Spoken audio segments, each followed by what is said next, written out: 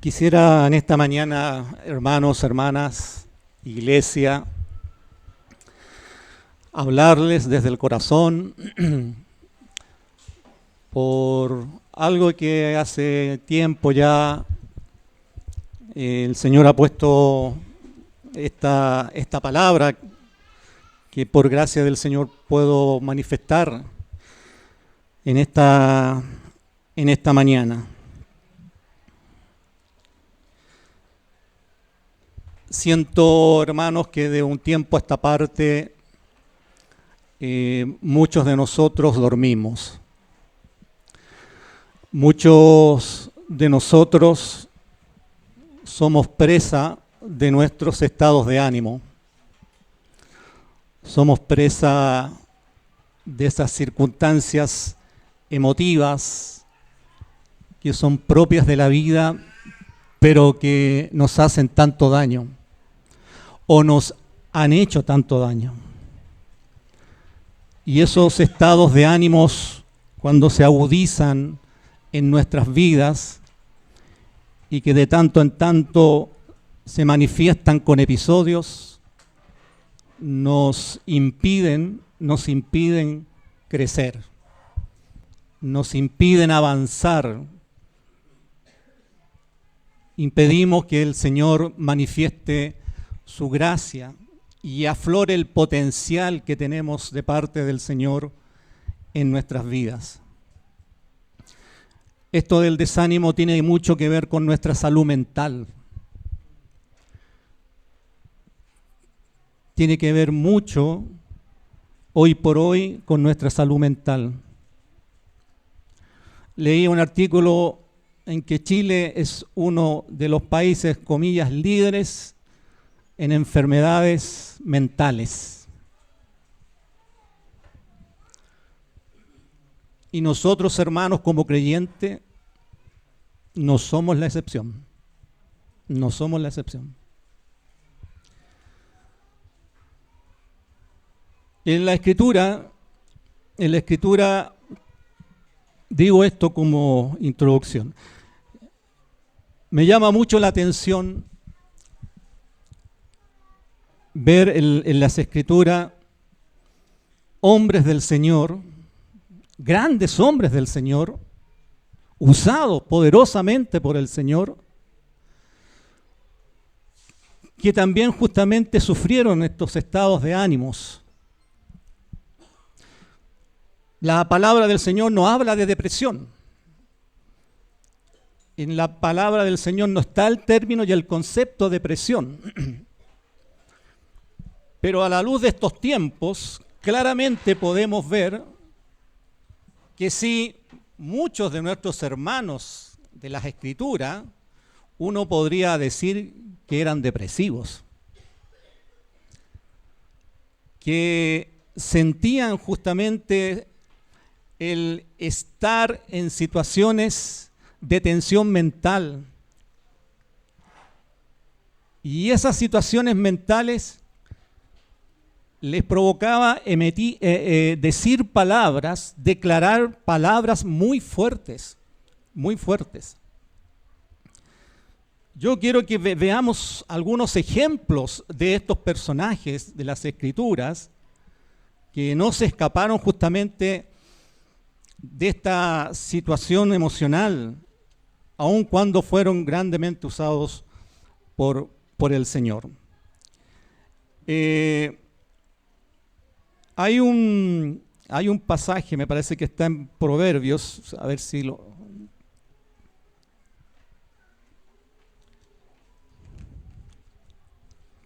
Me parece que es Proverbios 14.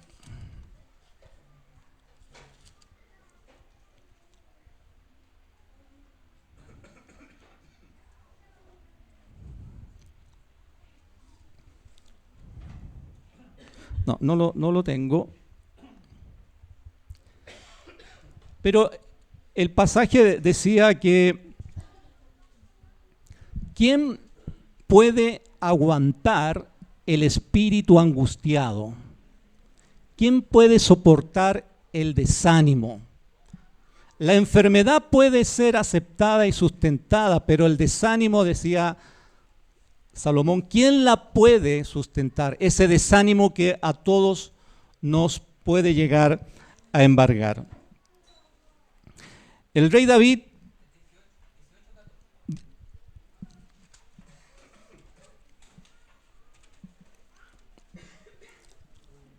muchas gracias, hermano. Tenía una confusión de número ahí.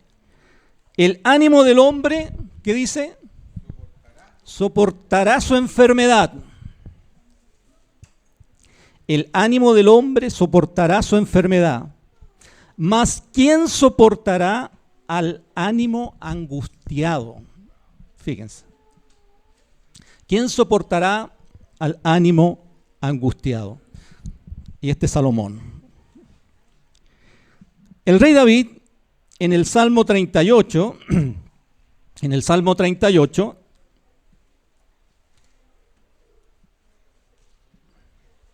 en el Salmo 38, versículo 4,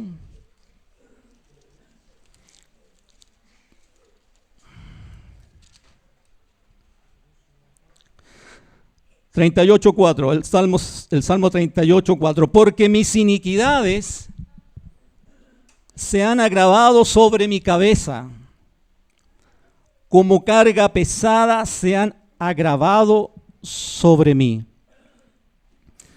El verso 8, estoy debilitado y molido en gran manera. Gimo a causa de la conmoción de mi corazón. El verso 10, mi corazón está acongojado, me ha dejado mi vigor, y aún la luz de mis ojos me falta ya. Podemos encontrar muchos pasajes en que el rey David manifiesta justamente este estado de ánimo, de decepción. El Salmo 119, 25.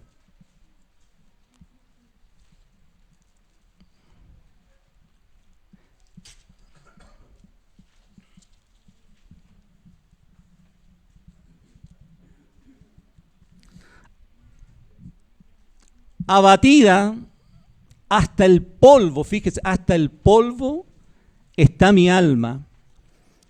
Vivifícame según tu palabra. El rey David, hermanos, el rey David manifestando justamente sus temores, sus miedos, sus inseguridades. Aquel que también, que por otra parte cantaba y entonaba alabanzas y se regocijaba en el Señor, pero por otra parte lo tenemos abatido. Lo vemos diciendo que su alma está abatida hasta el polvo. Qué tremendo, qué tremendo. Otro ejemplo de esto que estamos compartiendo es Elías. Primera de Reyes 19, Primera de Reyes,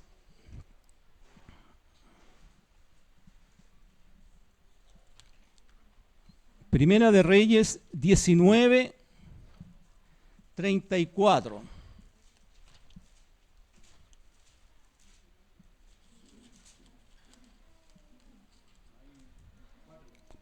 Primera de Reyes 19, 3 y 4.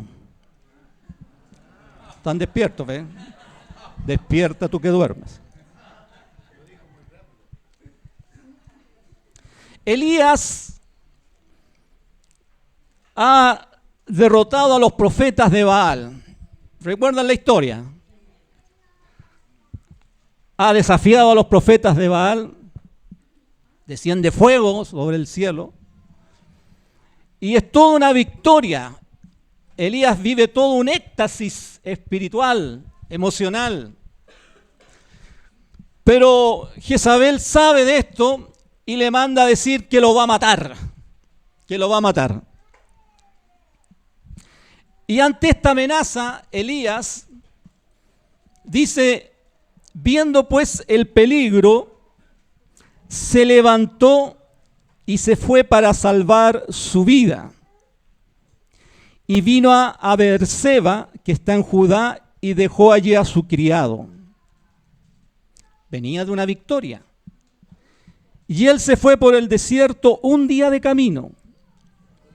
Y vino y se sentó debajo de un enebro, y deseando morirse, dijo: basta ya, oh Jehová, quítame la vida, pues no soy yo mejor que mis padres. Elías, el profeta, el gran profeta de victorias increíbles por las cuales fue usado por el Señor, quiere que el Señor le quite la vida. Cuando una persona llega a este estado de decir, quítame la vida? Elías. Job capítulo 3.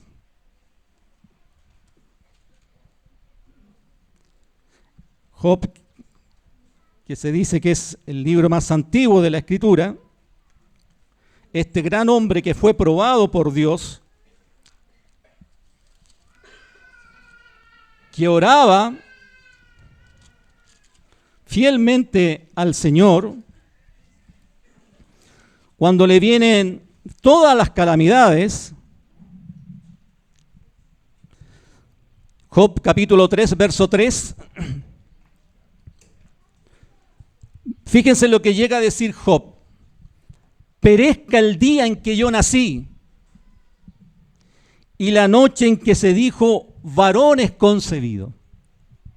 Sea aquel día sombrío, y no cuide de él Dios desde arriba, ni claridad sobre él resplandezca.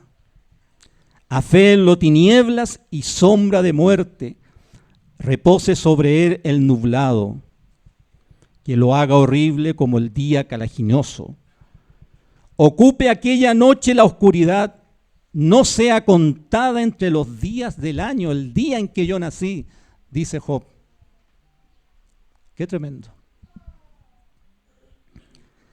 Jeremías, el profeta llorón, como se le dice, ¿no es cierto?, que lloraba al ver a su pueblo rebelde, que se iba una y otra vez tras los dioses, que lo veía cautivo en Babilonia, y lloraba por ver a su pueblo que una y otra vez les daba la espalda al Señor. En el capítulo 20 de Jeremías, en el verso 4, también declara palabras muy parecidas a las de Job. Jeremías 20:14. Maldito el día en que nací. Maldito el día en que nací. El día en que mi madre me dio a luz, no sea bendito. Maldito el hombre que dio nuevas a mi padre, diciendo, hijo varón te ha nacido, haciéndole alegrarse así mucho. Y sea el tal hombre como las ciudades que asoló Jehová y no se arrepintió. Oiga gritos de mañana y voces a mediodía. Fíjese, ¿por qué no me mató en el vientre y mi madre me hubiera sido mi sepulcro y su vientre embarazado para siempre? ¿Para qué salí del vientre? ¿Para ver trabajo y dolor y que mis días se gastasen en afrenta? Jeremías, el profeta Jeremías, usado por el Señor, que anunciaba al pueblo y le rogaba al pueblo de parte del Señor que se volvieran a Él, llega a un estado en que maldice su día, maldice al hombre que dio buenas nuevas, hijo te es nacido. Jonás, Jonás que no quería ir a Nínive a predicar las buenas nuevas, en el capítulo 4 de Jonás, del 1 al 4, Jonás se enoja porque Dios se ha arrepentido de hacerle mal a la ciudad de Nínive. Y llega a pedir también lo mismo, que quiere morirse. Se enoja con el Señor, Jonás. El enojo también es una manifestación del desánimo y la depresión. Se enoja con el Señor porque el Señor perdonó a la ciudad de Nínive. Y le pide que le quite la vida. Hermanos, podemos seguir enumerando muchos casos más en las Escrituras. Juan el Bautista, que dijo: he aquí el Cordero de Dios que quita el pecado del mundo, y predicaba con tanta pasión, una vez puesto en la cárcel, se llena de dudas, se llena de temores, se llena de inseguridades. Y manda a uno de sus discípulos a preguntarle al Señor: ¿eres tú el que había de venir? ¿Eres tú el que había de venir?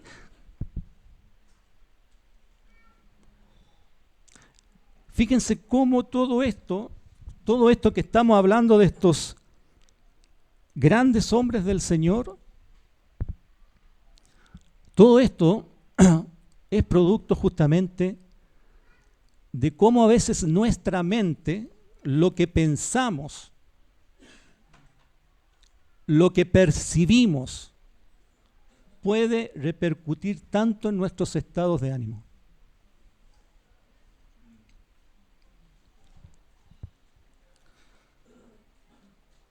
Pedro lloró amargamente cuando negó al Señor. Sin duda que lo invadió la tristeza. Quizás estuvo algunos días así, hasta que el Señor lo restauró y lo alentó. Bendito sea el Señor. Qué tremendo, hermanos, el daño que nos ha hecho el pecado. El pecado ha hecho mella de nuestras vidas. Es cierto, llegamos al Señor, somos perdonados, somos restaurados, iniciamos una vida nueva, iniciamos un camino nuevo, pero nos sigue este lastre del pecado de nuestra vieja vida, de nuestra naturaleza caída. Hermanos, si estos hombres de Dios y mujeres, ¿recuerdan a Noemí? ¿Qué dijo Noemí? Después de que había fallecido su esposo y sus 2 hijos, iba volviendo a Belén y se cambió ella misma el nombre, se puso Mara, se puso amarga, porque el Todopoderoso se puso en contra de mí, decía ella.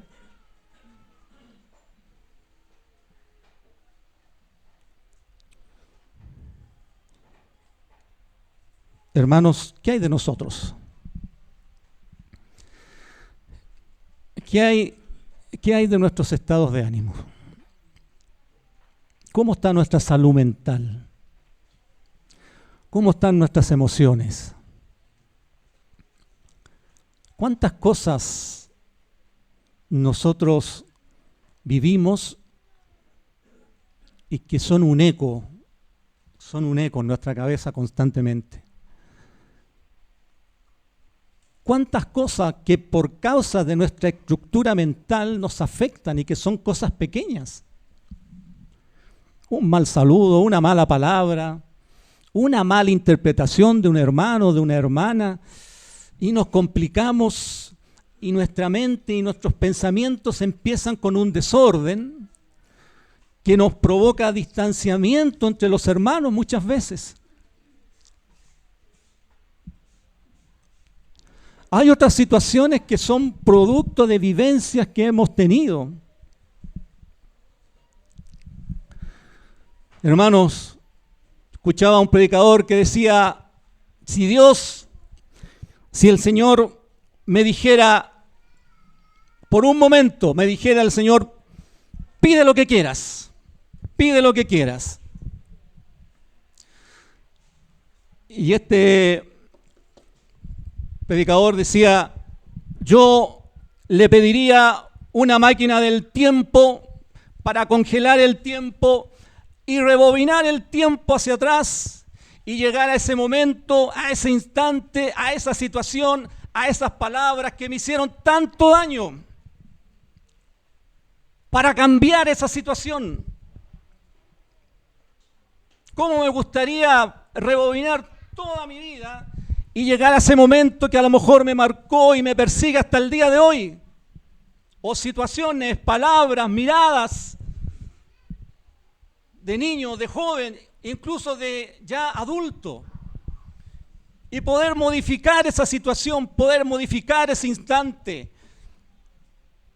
Haber cambiado esa situación. O yo mismo no haber dicho esas palabras que hirieron. O haber evadido esas palabras que me hirieron. Tantas cosas, hermanos, que nosotros vivimos desprovistos de la gracia de Dios en su momento y tenemos que batallar muchas veces con ellas. Tenemos que caminar con ellas. Sí, ahora como creyente, como hijos del Señor. Y que a mí me impiden crecer y me impiden avanzar. Y el trabajo del Señor viene a ser titánico, porque no hay cosa, yo creo, más difícil que trabajar en la mente de una persona. De estructurar a una persona con sus pensamientos, con sus ideas, con sus formas, heredadas de los padres, de las familias.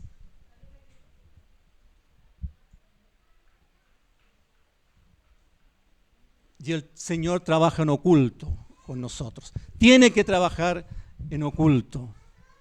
Así como el Señor forma en el vientre al bebé y le da forma y crecimiento de manera secreta, también el Señor de manera secreta se tiene que meter en nuestros pensamientos, en nuestro corazón, eso que está dañado, trabajarlo el Señor como buen artesano para que podamos tener la forma que Él quiere que tengamos.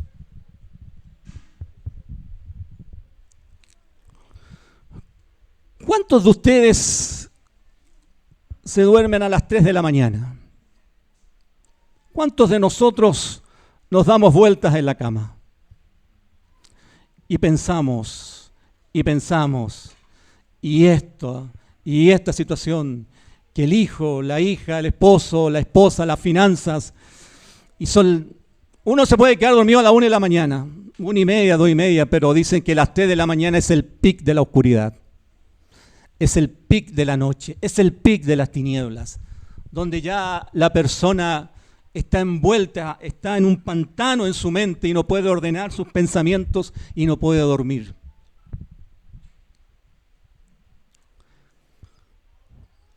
Y los psicólogos y los psiquiatras, sus consultas están saturadas. Y en los colegios, jovencitos, 10, 12 años con terapias, con psicólogos, con psiquiatras. Por lo tanto, este flagelo, hermanos, de la salud mental, de las enfermedades mentales, del desánimo, y podemos desprender varios conceptos de esto que estamos diciendo, no es cosa solamente de los que están afuera. Es cierto, el Señor nos vino a dar vida y vida en abundancia. El Señor nos vino a rescatar, nos vino a liberar, nos vino a restaurar. Pero así como batallamos con el pecado, con nuestra carne, también batallamos con nuestras estructuras mentales y con esas figuras que tenemos en nuestra mente que nos causaron daño, con esas imágenes que nos causaron daño, con esas palabras que nos causaron daño. Pero Dios es bueno. Dios es bueno, Dios es amor y está con nosotros, está por nosotros. Ante este cuadro, hermano, en el que yo creo que todos de una u otra manera pasamos y vivimos, ante este cuadro, ¿qué hacemos? Ante este cuadro, ¿cómo nos defendemos?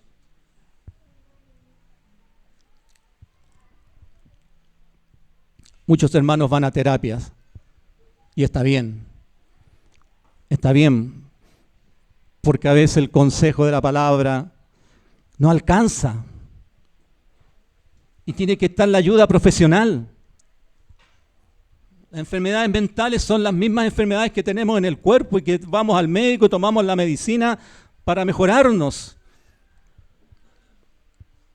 La depresión es una enfermedad que se anida en nuestra mente y que necesitamos muchas veces ayuda médica, científica. Y no está mal,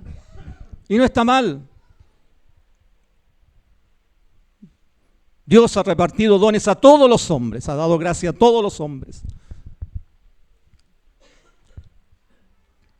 Pero ante este cuadro, ¿cómo pedirle al Señor que ordene nuestros pensamientos, que derribe estructuras que nos atormentan? ¿A usted le ha pasado que cuando sucede algo o le sucede algo fome a usted, no le da vuelta y le da vuelta en su cabeza y le da vuelta y le da vuelta y le da vuelta? Bueno, eso está malo. Eso no está bien.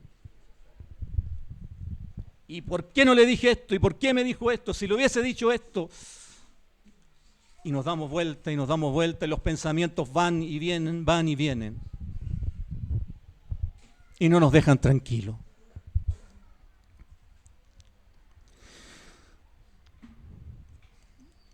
El mismo rey David escribe algo precioso, que yo cuando lo leí y lo estudié, lo encontré maravilloso. Lo encontré maravilloso. El Salmo 23, muy conocido. En el Salmo 23,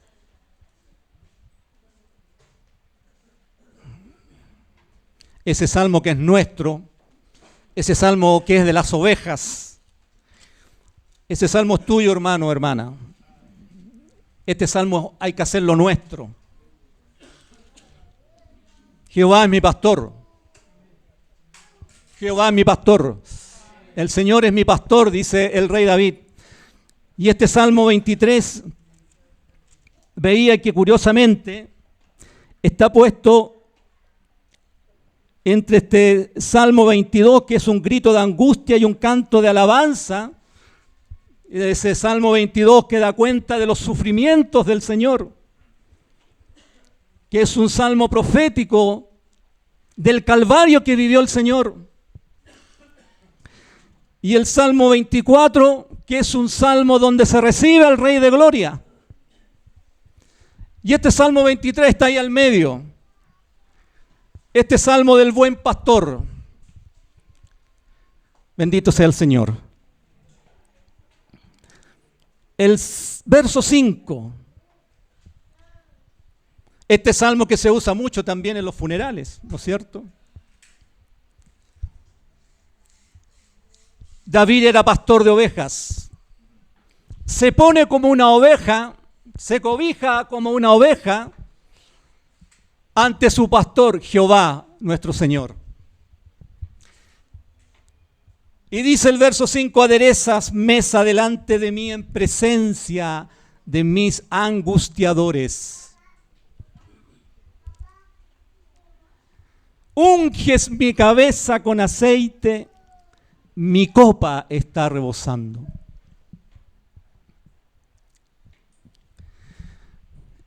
En el Antiguo Oriente, el pastor que cuidaba sus ovejas, donde muchas veces estas se enredaban en las zarzas, su cabeza se enredaba en las zarzas, y sumado a eso, muchos mosquitos posaban en las narices de las ovejas y en los oídos, y ponían sus huevos. Y estas larvas empezaban a picar la cabeza de las ovejas. Y era tanta la desesperación de las ovejas que se golpeaban contra las rocas. Se golpeaban contra las rocas en su desesperación porque era tanta la picazón, seguramente la infección. Y yo decía, yo muchas veces así me golpeo la cabeza en las noches, como las ovejas, que necesitan que alguien las calme, les dé alivio. ¿Y qué es lo que hacía el pastor? En la noche revisaba sus ovejas, revisaba todas sus ovejas y veía justamente a las que tenía en su cabeza ensangrentada, con heridas, y venía el pastor, hay unas figuras muy hermosas, pescaba la cabeza de la oveja y le derramaba el aceite, y le derramaba su ungüento sobre la cabeza para que ésta tuviera alivio. Y de esa manera este buen pastor cuidaba a sus ovejas de estos mosquitos y de estas heridas que se había hecho la oveja en las zarzas, etc. Qué hermoso, hermanos, que tenemos un aceite que puede ser derramado en nuestras cabezas todas las noches. Todas las noches el buen pastor, si usted le dice, unge mi cabeza con aceite, el buen pastor nos va a ungir la cabeza con aceite, y este aceite va a recorrer también nuestros lomos y vamos a tener alivio. Hermanos que están cargados por muchas situaciones familiares, de esposa, de esposo, de hijos, finanzas, trabajo. Y eso justamente tiene que afectar el ánimo aún de los creyentes.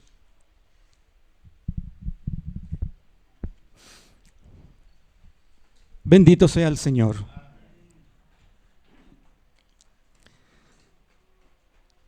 El Señor Jesucristo,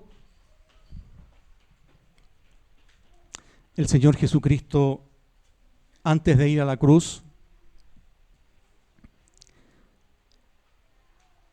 Él dijo que estaba muy triste y estaba muy angustiado. Y en Lucas 22:39, nuestro Señor, como siempre buen modelo y buen referente para todo,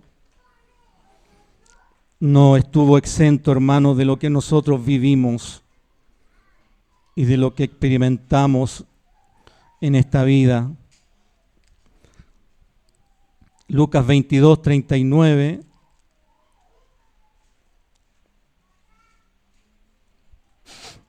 Lucas 22.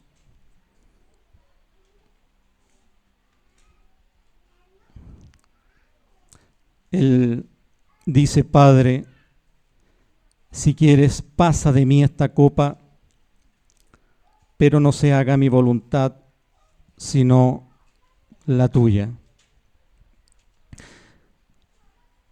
En Marcos 14, vamos a leer el paralelo, en Marcos 14,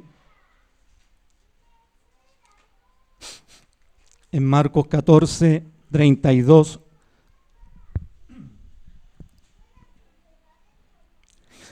dice: vinieron pues a un lugar que se llamaba Getsemaní y dijo a sus discípulos: sentaos aquí, entre tanto que yo oro. Y tomó consigo a Pedro, a Jacob y a Juan y comenzó a entristecerse y a angustiarse el Señor. Fíjense el 34. Y les dijo: mi alma está muy triste, hasta la muerte. Quedaos aquí y velad. En Mateo 26 añade algo más interesante aún. En Mateo 26, 36,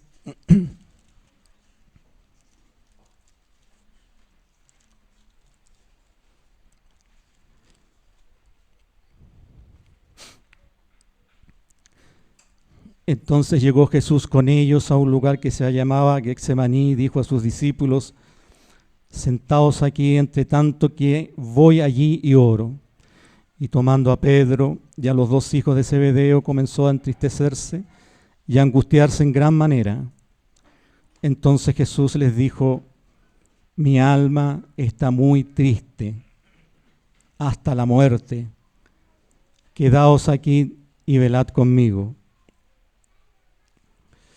Yendo un poco adelante, se postró sobre su rostro, orando y diciendo: Padre mío, si es posible, pase de mí esta copa, pero no sea como yo quiero, sino como tú. Verso 40. Vino luego a sus discípulos y los halló durmiendo, y dijo a Pedro: así que no habéis podido velar conmigo una hora.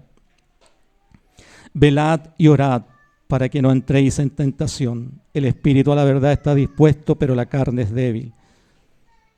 Verso 42. Otra vez fue y oró por segunda vez, diciendo: Padre mío, si no puede pasar de mí esta copa sin que yo la beba, hágase tu voluntad. Vino otra vez y los halló durmiendo, porque los ojos de ellos estaban cargados de sueño. Y dejándolos, se fue de nuevo y oró por tercera vez, diciendo las mismas palabras. Hermanos, si nuestro Señor Jesucristo estuvo en este estado, ¿cuánto más nosotros? Si el Señor llegó a decir que su alma estaba triste hasta la muerte y se sentía angustiado. El Señor ya había hablado del reino de Dios, había predicado, había sanado a los enfermos, había anunciado las buenas nuevas y le quedaba lo más importante. Faltaba lo más importante para completar su obra, pero su alma está tan triste hasta la muerte que es un momento en que está en juego la humanidad.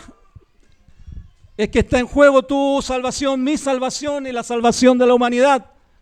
Es tanta la tensión, es tanta la angustia, que su sudor eran como gotas de sangre.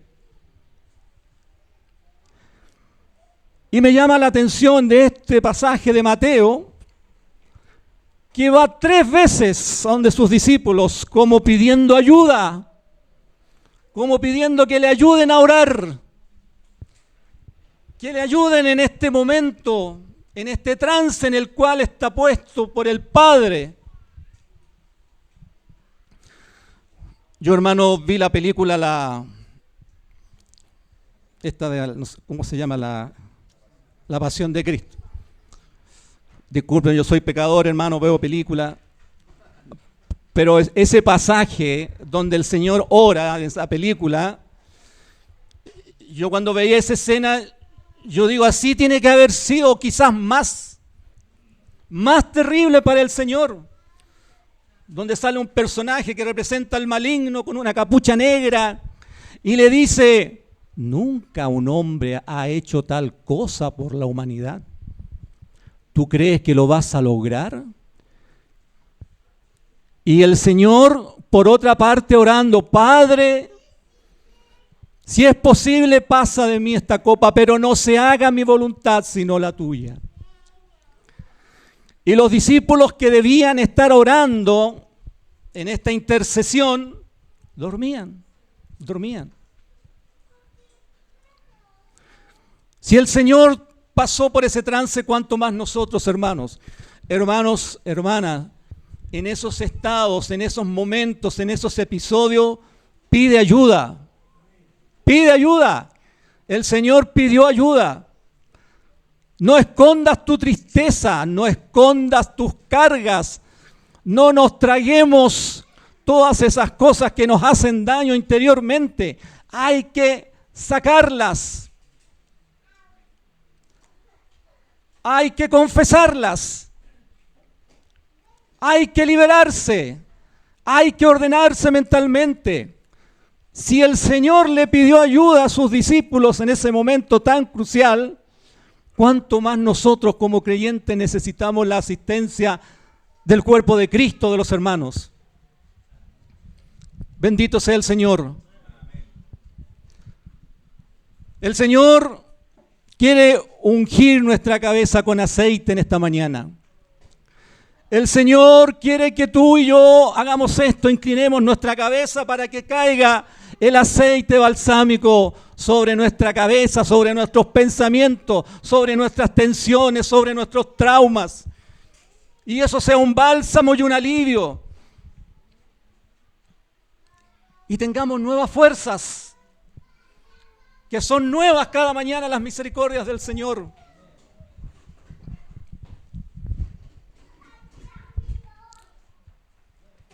Filipenses 4, 8, 9, con esto termino, hermano.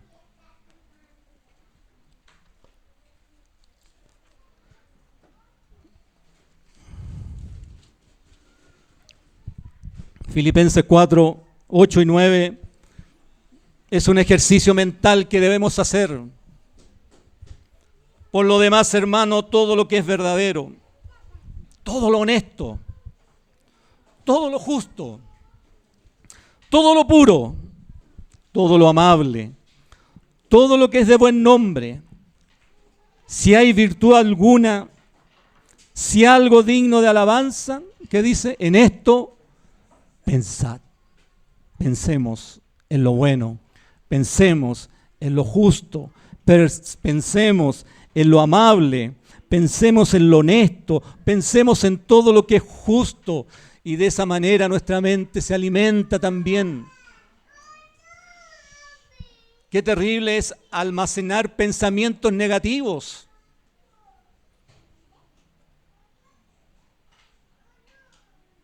Más aún hacia otros. Por lo que me hizo, por lo que me dijo. Por eso que el antídoto para eso es lo que dice el apóstol Pablo. Que hay que pensar en lo honesto, en lo puro, en lo justo, en lo amable, en todo lo que tiene buen nombre.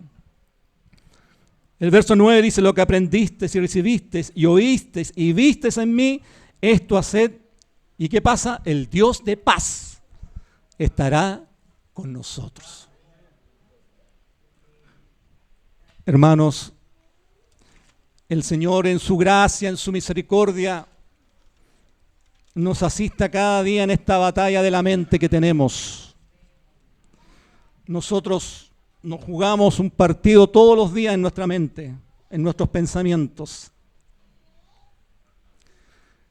Y en la noche es cuando vienen y atacan todos los pensamientos. Y se produce muchas veces un desorden. Y ahí tiene que venir el ungüento del Señor. Como decía el rey David, unges mi cabeza con aceite. Como el pastor que unge a sus ovejas con ese aceite que les da alivio a sus cabezas. El Señor, en su gracia en este tiempo, nos pueda bendecir, nos pueda ayudar, nos pueda ministrar,